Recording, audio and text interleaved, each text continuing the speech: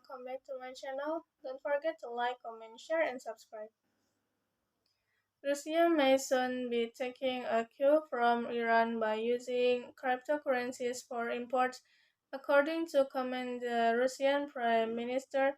An adoption of digital assets is necessarily as a safe alternative for cross-border payments. Russian Prime Minister Mikhail Mishustin declared at a strategic session on the development of the domestic financial system on Tuesday. A decentralized cryptocurrency options exchange cut its own life short after unwittingly executing a command that closed its mainnet program and made it irrecoverable. Optivic informed users that its platform had come to an unceremonious and after its development team tried to update its code on Monday. According to the decentralized exchange, the program inside also locked up some 66 USD coin on coin. Bitcoin holds above critical 20 level. Ethereum rallies back to one.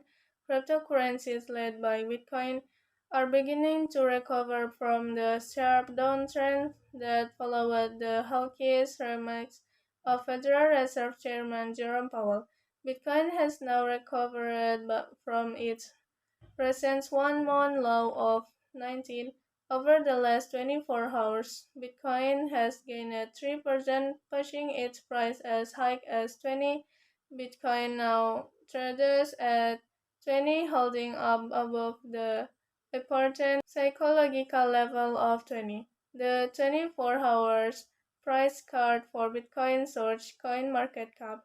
While Bitcoin's gains are marginal, Ethereum is experiencing a strong bullish upswing, gaining 10% in the last 24 hours. The spike has helped the price of ETH to briefly touch 1 before returning back to 1.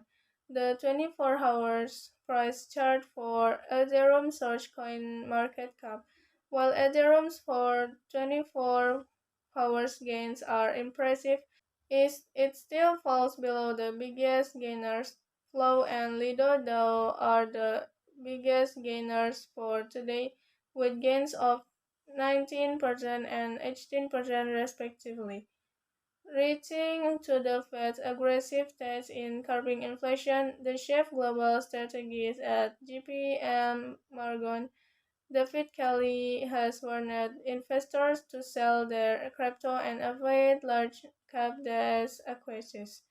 FTX Sam Bankman-Fried debunked acquisition claim of Huobi Global. FTX founder and CEO Sam Bankman-Fried took to Twitter on Monday to dispel the rumors of his crypto exchange. FTX acquiring rival Seychelles-based Huobi Global, contrary to previous reports. Sam Bankman-Fried has been dubbed the following Warren Buffett for his merger and acquisition deals amid the ongoing crypto winter. Wrote on Twitter, "No, we are not planning to acquire Hobby." Bankman-Fried, whose companies have given 75 million to crypto lenders, BlockFi, and Voyager and other insolvent exchanges, which was linked with Huobi after Huobi's founder Leon Ili announced he was going to sell his 90% stake in the company. The deal comes amidst a period of difficulty for Huobi Global in addition to suffering the market crash.